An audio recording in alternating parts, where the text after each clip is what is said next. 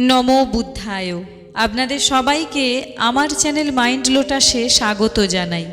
প্রত্যেক ব্যক্তি নিজের জীবনে কিছু পেতে চান, কিছু হতে চান, কিন্তু খুব কম সংখ্যক মানুষই আছেন যারা নিজের স্বপ্নকে পূরণ করতে পেরেছেন, যা তারা আজ পর্যন্ত দেখে এসেছেন। এর পিছনে কী এমন কারণ আছে যে তারা তাদের স্বপ্নগুলোকে পূরণ করতে পেরেছেন? আপনারা কি তা জানতে চান? যদি জানতে চান তাহলে আজকের এই কাহিনী আপনাদের জন্যই। একবার গৌতম বুদ্ধ তার ভিক্ষুদের সাথে একটি গ্রামের মধ্য দিয়ে যাচ্ছিলেন। ওই গ্রামে জলের কোনো ব্যবস্থাই ছিল না, যার জন্য গ্রামবাসীকে অনেক দূরে জলের জন্য যেতে হতো। বুদ্ধ এবং তার ভিক্ষুরা যখন গ্রামের মধ্য দিয়ে যাচ্ছিলেন, তখন কাছেই একটি বড় মাঠে অসংখ্য ছোট বড় গর্ত দেখতে পান। ভিক্ষুদের মধ্যে একজন ভিক্ষু বুদ্ধকে জিজ্ঞাসা করলেন, হে বুদ্ধ, মাঠের মাঝে এতগুলো ছোট বড় গর্ত কেন খুঁড়ে রাখা হয়েছে? বুদ্ধ ওই ভিক্ষুর কথা শুনে হাসলেন এবং বললেন, প্রিয় ভিক্ষু, এই গ্রামে জলের খুবই সমস্যা, তাই জলের খোঁজে এই গর্তগুলি গ্রামবাসীরা খুঁড়েছে।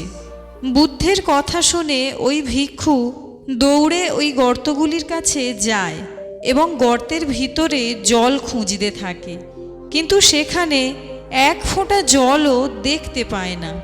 ওই ভিক্ষু বুদ্ধের কাছে ফিরে এসে বুদ্ধকে জিজ্ঞাসা করলেন, কিন্তু বুদ্ধ, এই গর্তের মধ্যে তো কোনো জলই নেই। আপনি যে বললেন জল পাবার জন্যই এই গর্তগুলি খোঁড়া হয়েছে। বুদ্ধ হাসলেন এবং ওই ভিক্ষুটিকে বললেন, প্রিয় ভিক্ষু, তুমি কি ওই দূরে মানুষের ভিড় দেখতে পাচ্ছ, যেদিকে বহু মানুষ হেঁটে যাচ্ছে? ওই ভিক্ষুটি বললেন, হ্যাঁ বুদ্ধ, আমি দেখতে পাচ্ছি। বুদ্ধ বললেন, ওই সকল গ্রামবাসী গ্রাম থেকে ওই দূরের দিকে জল আনতে যাচ্ছে, কারণ ওখানে একটি নদী আছে। ভিক্ষুটি বুদ্ধকে জিজ্ঞাসা করলেন, হে বুদ্ধ, তাহলে কি এই গ্রামে মাটির তলদেশে কোনো জল নেই?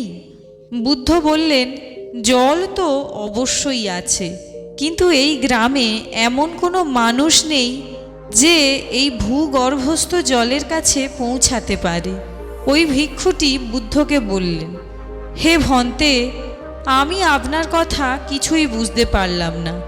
বুদ্ধ বললেন, তুমি কি এই গর্তগুলি দেখতে পাচ্ছ? এখানে সব গর্তই জলের খোঁজে খনন করা হয়েছে, কিন্তু একটিও গর্ত থেকে জল পাওয়া যায়নি।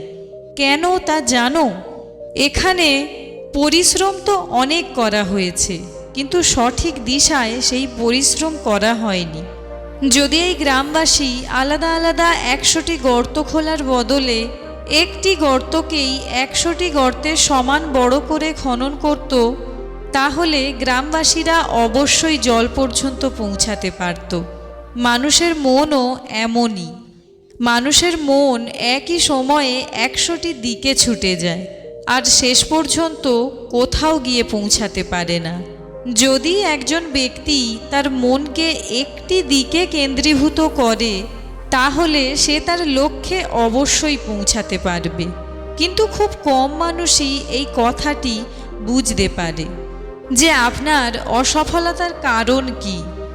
আপনার অসফলতার কারণ যে আপনার নিজের মন, তা অনেকেই বুঝতে চায় না।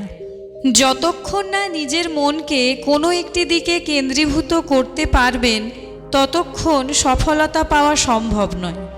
যতক্ষণ আপনার মন সম্পূর্ণ একাগ্রতার সাথে কোনো নির্দিষ্ট দিশায় না চলে, ততক্ষণ আপনি আপনার লক্ষ্যে পৌঁছাতে পারবেন না, ততক্ষণ আপনি সফল হতে পারবেন না, আপনি যতই চেষ্টা করুন না কেন।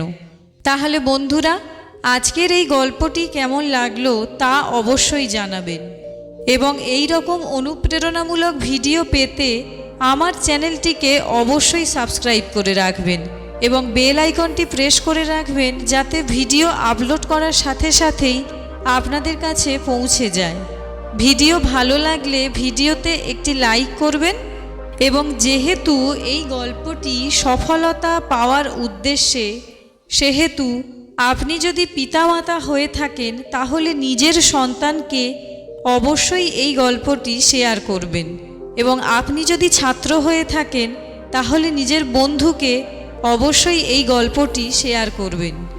যদি একজন মানুষও এই ভিডিও থেকে উপকৃত হয় তাহলে আমার এই উপস্থাপনা সার্থক। আজ তাহলে এইটুকুই, দেখা হচ্ছে পরের ভিডিওতে। ভালো থাকবেন, সুস্থ থাকবেন। নমো বুদ্ধায়।